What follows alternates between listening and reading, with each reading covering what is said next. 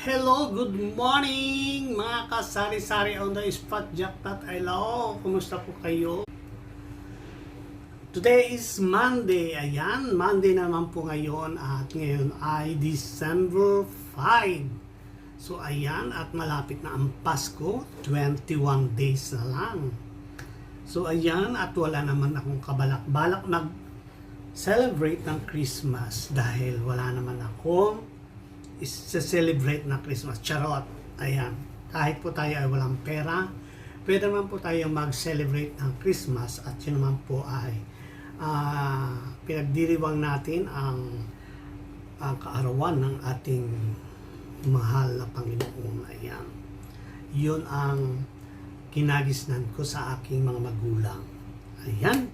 Sa madalit sabi, wala tayong pera, walang bongga, normal day. Ayan. At araw-araw ay blessing. Yan po ay bigay sa atin ng Panginoon na may kapal. Ayan. Yun ang pagpapasalamat natin. Tayo ay okay na okay ang pamumuhay kahit hindi mayaman, basta sakto lang. Ayan. So, at walang sakit. Yun ang importante. So ayan, at ako'y galing sa labas at ako'y namili na ng pang 1 week kong uulamin. At yan po ay iba-ibang klase ng isda. Ayan, papakita ko sa inyo. So ayan, nakabili ako ng espada. Ayan, pinalinisan ko niyan, pinapalang ko na at ready na ilagay sa freezer. Tapos meron ako dito na kalapatu. Ayan, mga fresh po lahat ang mga isda dito kasi. Ang Bahrain ay mayaman sa mga isda. Mura po ang isda dito at ang mga crabs. At meron akong shari. Sa atin ito ay bukawin. Ayan. Shari po dito. Siyempre, bakit katawan na lang ito? Dahil ang ulo ay aking uulamin ngayon. Ilalauya ko lang po siya. Kaya pag sinabing lauya lang ang ating halo. So ayan, at ako magluluto na ng pananghalian. Hahaluan ko lang siya ng ilang piraso ng sitaw. So ang ingredients natin ay syempre luya lang, walang iba. So sa mga hindi po nakarelate, mga rich kids, pasensya na po. Ito lang talaga yung inuulam ni Meses. So ito lang po ang ihahalo natin sa ating lauya. Lauya na ulo ng shari. So ayan, mag-start na po tayo magluto mga So ayan, at tayo ay mag-upisa na magluto. Ayan. Hindi ako magkaigi paglalagay ng cam. Ayan. Umuuga-uga, parang may earthquake. Ayan, ingat po tayo sa lindol. So ilalagay ko na ang ating luya sa kumukulong tubig. Luya lang po talaga siya. Huwag nating hahaluan ng iba.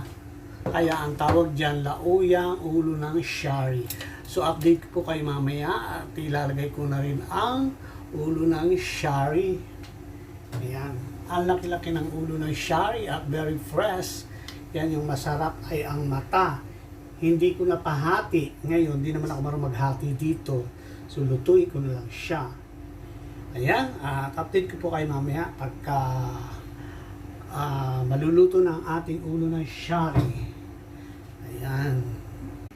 So ayan, habang niluluto natin yung shari, kaunting daldalan tayo. Ayan, nakabili din pala ako ng 1.5 liter na oil. Ayan, ang aking gamit pamirito. Yan ay nagkakahalaga ng 995 pills only. Napakamura po ng oil. Ayan, saka ayan, pag nilagay ko na yung sitaw, syempre meron tayong piga na kalamansi. So ayan, kumusta? Nakamubo na ba kayo sa breakup ng Katniel? Ayan, unang-una wala tayong pakialam sa kanila. Pero dahil humanga tayo, labis tayo ng hinayang sa relasyon na wawala. So ganyan naman talaga at nararanasan naman natin sa personal na buhay, mga ka-meses, mga kasari-saring dospat jackpot, ang break up. Naranasan niyo ba ang break up? Ako naranasan ko. Isang gabi lang naman akong umiyak. After noon, itinayo ko na ang bandera ng Pilipinas. Hindi na ako muling luluha pa. ipinangako ko yan. Kanino bang kanta yung hindi na ako muling lulu? May kanta bang ganon? Kaya mula noon, sinumpa ko na hindi na ako luluha ng dahil sa pag-ibig. Ayan. So ayan, mga kasari-sari ng Despat Jackpot, ang kailangan ay mahalin natin ang ating mga sarili. Iyon, pagdating sa larangan ng pag-ibig, ayan, mahalin natin ang ating sarili. Iyon ang importante. Huwag nating ibigay ang 100%. Bakit? Kayo ba binibigay nyo ang 100% sa amin? O gano'n, may mga hugot. Mga kasari-sari ng Despat Jackpot, alam ko marami nakaka-relate sa akin. Ayan, pag ako kasi nahuli ko ang isang tao minamahal ko, ay wala ng second time around dahil ako ay stick to one. Charot! So ayan, at mukhang kulong-kulo na yung ating niluluto. So ilalagay na natin ang ating sitaw para naman hindi masyadong ma-overcook ang ating ulo ng shari. Okay, ilalagay ko na po to at hindi ko nadadali sa kaldero yung aking camera. Nakakapagod mag-set up. So ayan mga kasari-sari ng Despat Jackpot, nilagay ko na ang ilang piraso ng sitaw at hintay na lang nating maluto. Ayan. Belated happy birthday pala kay Alan Mantal, ang aking bayaw. Nag-birthday kahapon, December 3. So happy birthday. Ayan. God bless. Ayan. Ang pagiging mabait na ama sa iyong tahanan. So ayan. At shoutout po sa aking mga subscriber at sa mga hindi pa po nakapag-subscribe. Please subscribe. Ayan. Thank you very much sa pag-appreciate ng aking mga simpleng video. Ayan.